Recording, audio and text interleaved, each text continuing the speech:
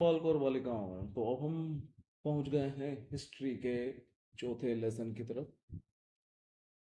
Fourth lesson है औद्योगिकरण का युग। उद्योगों का आना, उद्योगों का बढ़ना। इस पूरे चैप्टर में इसी बारे में हमको बताया गया था कि कैसे उद्योग बढ़ने लगे और कैसे उद्योगों का विकास हुआ। उन चीज़ों के बारे में इसमें बताया गया था। तो इसके हम कुछ मुख्य बातें देखें तो सबसे पहली बात तो यही होती है, ये औद्योगिकरण क्या है। औद्योगिकरण से औद्योगिकरण का सीधा सा मतलब क्या है। औद्योगिकरण का सीधा सा मतलब इस चीज से है कि उद्योग, उद्योग मतलब किसी भी चीज को निर्मित करने वाली के लिए की गई मेहनत। उद्योग का तो सीधा सा मतलब होता है हम किसी काम को करना चाह रहे हैं, किसी चीज को बनाना चाह रहे हैं, उसके लिए जो हम मेहनत करते हैं, उद्योग, वही उद्योग होती है। तो उद्योगों में किन्हीं चीजों का निर्माण, इसको हम कहते हैं विनिर्माण, किया जाता है। तो उद्योग है, तो उन्हीं चीजों का बनना। लेकिन यहाँ पर एक और परिभाषा आती है कि उद्योगों से पूर्व विनिर्माण का कार्य घरों से किया जाता था, जिसे क्या कहा गया, आदि औद्योगिकरण कहा गया था। जिसको क्या कहते थे, आदि। आदि मतलब पहले, या कह सकते हैं सबसे पहले जो चीजें होती थी।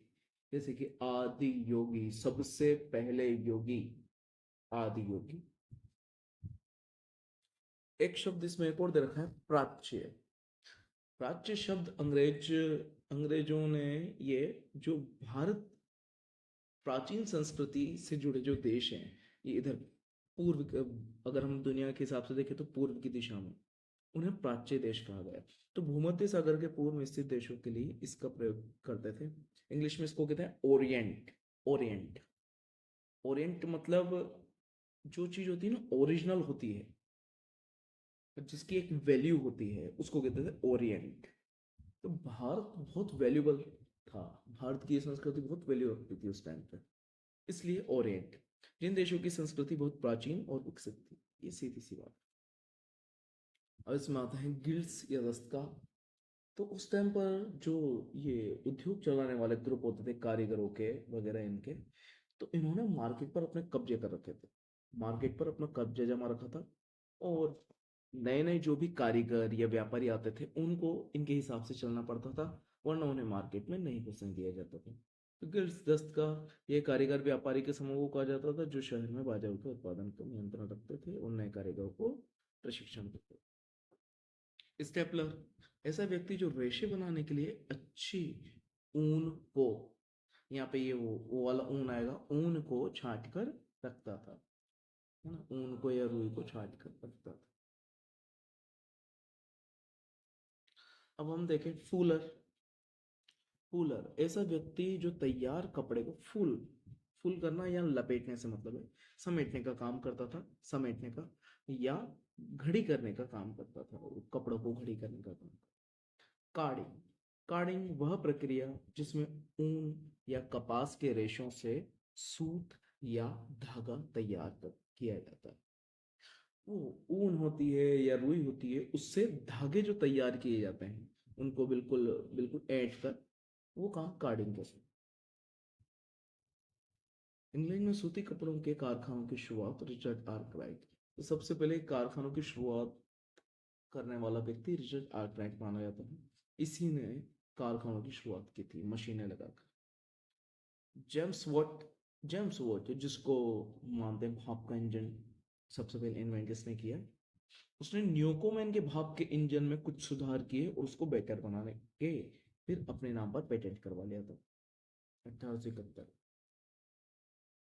तो जेम्स वॉट ने किसके इंजन में सुधार किया, न्यूकोमैन के भाप के इंजन। इसमें एक नाम होता है स्पिनिंग जेनी मशीन। अभी स्पिनिंग जेनी मशीन क्या काम करती थी, जेम्स हर्ग्विस ने 1764 में इसका आविष्कार किया था। मशीन काम करती थी कताई करने का। कताई, कताई करके क्या करते थे, वो ऊन को छांट कर उनसे धागे तैयार करना, वो काम कताई के काम में रहता। ठीक है, जिसमें बिल्कुल ऊन को बिल्कुल साफ कर दिया जाता है छांट छांट कर। आगे,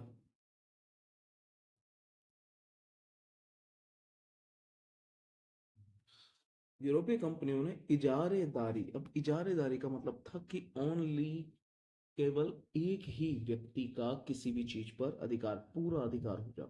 इजारेदारी जब यूरोपीय कंपनियों के हाथ में आई, मतलब इन्हीं कंपनियों को उस क्षेत्र में पूरा वर्चस्व हो गया था। अपनी ताकत बढ़ाकर पुराने जो बंदरगाह थे, यहाँ पे आएगा बंदरगाह, बंदरगाह थे कौन से, सूरत और हुगली के, वो कमजोर हो गए थे, और मुंबई और कोलकाता बंदरगाह ये विकसित हो गए थे। तो यहाँ पे हमसे पूछा जा सकता है कि यूरोपीय कंपनियों ने किन बंदरगाहों को विकसित किया, मुंबई और कोलकाता, है ना।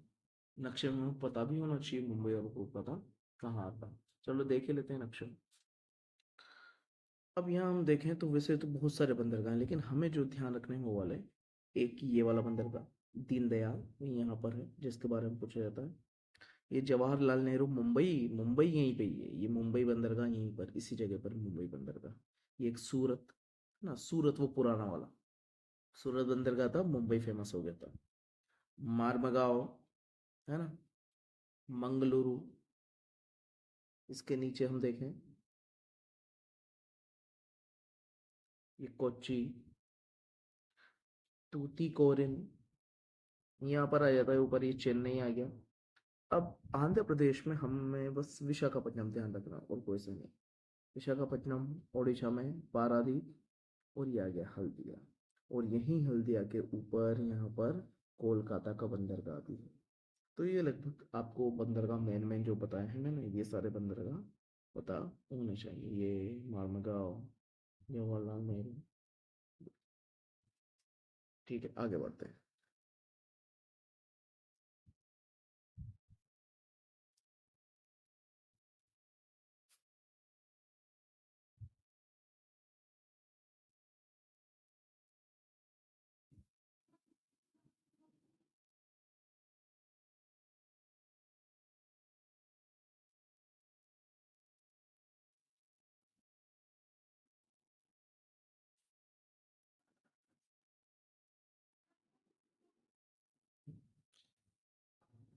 हमने देख लिया मुंबई कोलकाता के बारे में।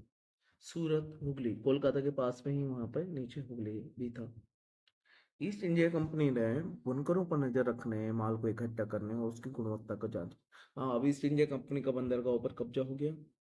तो जो बुनकर होते थे, कपड़ा बुनने वाले, तो उनकी निगरानी के लिए एक कर्मचारी, उनसे माल इकट्ठा करने, उनको लोन देने, सब चीजों के लिए एक व्यक्ति का नाम गुमाश्त। ये गुमाश्त ही था जो कपड़े बनवाने, मतलब बुनकरों से कपड़े बनवाने और उनसे लेने, सारा हिसाब करने का काम यही करता था। इसी में आपको एक चीज और पढ़ना टॉपिक में, बड़ा वाला क्वेश्चन जो बनता है कि गुमाश्तों के कारण, या फिर ये अंग्रेजों का नया रूल आया था उसके कारण भारत के लोगों को क्या समस्या हुई। भारत के लोग, उन मुख्य रूप से जो बुनकर थे, उनको क्या समस्या हुई, तो इसके बारे में आपको पढ़ना है। आगे देखो, मुंबई में पहली कपड़ा मिल 1854 में लगी थी। हाँ, पहली कपड़ा मिल कब लगी, क्वेश्चन बन रहा है। बंगाल में पहली जूट मिल कब लगी, 1855 में। तो देखो, मुंबई में 1854 में कपड़ा मिल लगी, बल्कि बंगाल में लगी है जूट, क्योंकि उधर जूट होता है, 1855 में। भारतीय उद्योगपतियों में बंगाल के द्वारकानाथ टैगोर, मुंबई के 300 पैकेट, और फारसी फारसी जमशेदजी मुसलमान जी टाटा थे। ये एक सेकेंड, ये नाम हटा दो बीच में से। द्वारकानाथ टैगोर थे मुंबई के, और पारसी जमशेदजी नसरवान जी टाटा, ये दोनों उस टाइम के बड़े बड़े उद्योगपति थे। 1912 में जमशेदजी टाटा ने जमशेदपुर में लौह इस्पात संयंत्र की स्थापना की थी। जमशेदपुर ये झारखंड में आता है। लौह इस्पात संयंत्र की इन्होंने वहाँ स्थापना की थी। इनके अलावा मारवाड़ी व्यवसायी भी थे, हुकुमचंद, सेठ हुकुमचंद, ये सेठ हुकुमचंद आया। सेठ हुकुमचंद ने कोलकाता में 1917 में जूट मिल लगाई थी। तो उन्होंने कब लगाई जूट मिल, उन्होंने जूट मिल लगाई है 1917 में, पहली जूट मिल लगाई थी। तो यहाँ पर हमको किन किन के नाम ध्यान रखना है, एक बार फिर से देख लीजिए। जमशेदजी नूरसोनाजी कहते हैं जमशेदपुर में लोहा इस्पात संयंत्र लगाया पहली बार। मारवाड़ी व्यवसायी हुकुमचंद ने पहली जूट मिल